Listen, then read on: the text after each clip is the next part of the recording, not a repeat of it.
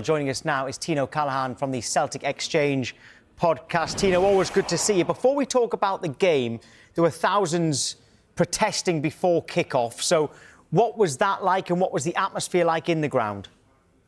Yeah, so I wasn't at the protest, but some of the guys from our show were there. And, yeah, just this feeling of unrest continues at Celtic Park, Tom. There was, the scenes are, in front of us just now.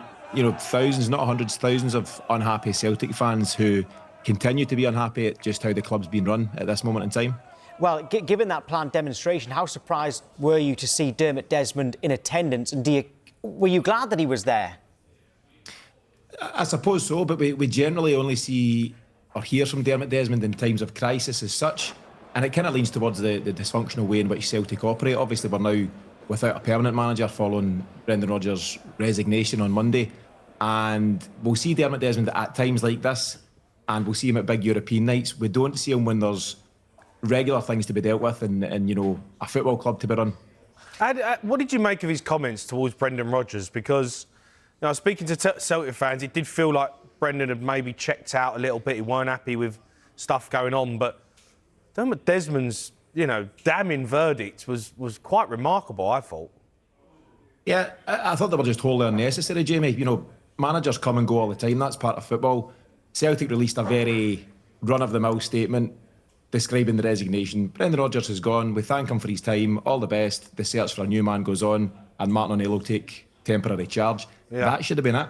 Yeah. What's happened on the back of that? Everyone's read the statement. It's wholly unnecessary and pretty strong. It's our understanding, Tino, that Ange Postecoglou is unlikely to return as the new boss. We've learnt that this morning. Who do you want regardless? There's a lot of talk about Kieran McKenna. You guys will know him, better than we do potentially, from what he's done down south, and he's, strongly rated, highly thought of. Craig Bellamy's been mentioned. There is a natural Celtic link here, and I believe he continues to do good things with Wales, albeit not a huge experience as a manager. He's been assistant, he's been a coach, so they're the names doing the rounds. The other interesting one is Kjetil Knutsen out at Bodo Glimt, doing some great things there. They're in the Champions League due to some of the brilliant work he's done in recent years, so some interesting names in the hat at the moment. Well, Robbie Keane's on the short list. Jamie, you know him. What was he like to play with? The natural leader, etc. Yeah, he absolutely was. Keno was an amazing captain, amazing person. As a leader in the dressing room in terms of standards being set. I know he's been linked to the football club, and look, he's managing. And I know probably Celtic fans think, he's probably not right for us yet. Maybe he's not the guy. Listen, he's gone and done his management where probably you wouldn't expect people to go. He's won the league, he's won a cup, then he's gone to Hungary. Yeah, and then he's gone to Hungary and won the league again. Yeah. So he's won 2 league titles. We talk about Graham Potter at Ostersands. You'd say, who are Ostersands? And then he goes and gets a really good job. Don't write Keno off. Robbie, I know him from being him as a player and as a captain. Proper leader. Whether he's right for Celtic yet, I don't know. But he's going to be a big manager. He's a top manager and he's a leader in the dressing room. So we'll see. If you can't get Ange, who do you go for? Martin O'Neill. I don't know what you think. Martin O'Neill and Shaun Maloney, for me, is perfect for right now in terms of what you want. Yeah, do you know, it was a night of nostalgia last night. Great performance, 4-0 win under Martin O'Neill. Martin O'Neill, I was at the press conference on Tuesday, when he was, formally meeting the press again, 20 years on from originally doing so, and he was very clear, as was Shaun Maloney actually, that they're very much temporarily going to be in control. They're not looking at this as a long-term thing. Results change everything, of course, we know that, and if they win on Sunday after last night's big win, then you maybe start to have that conversation. But at the moment, we're just really pleased to see 2 former Celts return, but I think the club should go in a different direction moving forward.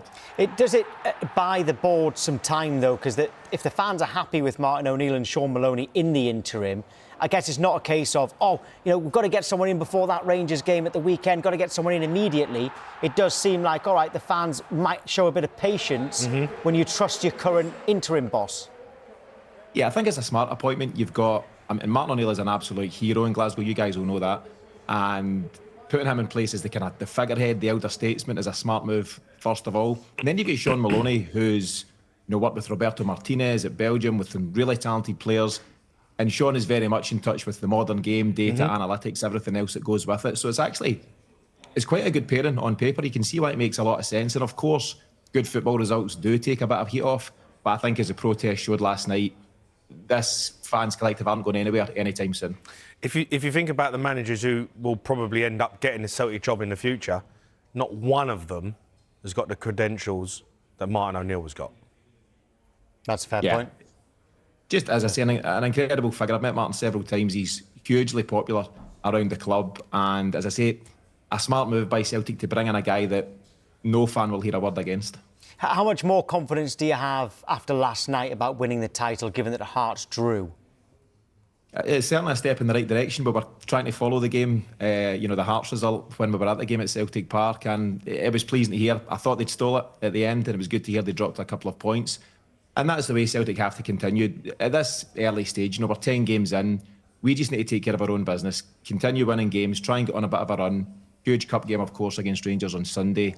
And if we keep doing what we can do, we were so much more direct last night. There was quite a notable change in the style, not a huge change in personnel, but a change in the style by Martin O'Neill and Shaun Maloney. Much more direct, far less pedestrian passing. So it was good to see. It was an enjoyable game, 4-0, of course. And if we can keep doing that, we'll get a lot closer to Hearts in the coming weeks. In about 5 or 10 seconds, is it a 2-horse race or a 3-horse race? It's a 2-horse race for me. I don't see much coming from this Rangers side. You maybe expect that, Jamie. But Celtic and Hearts will be the two slugging it out. I thought you might say that, and with a smile on your face too. Tino, thank you. Great stuff. Thanks, lads.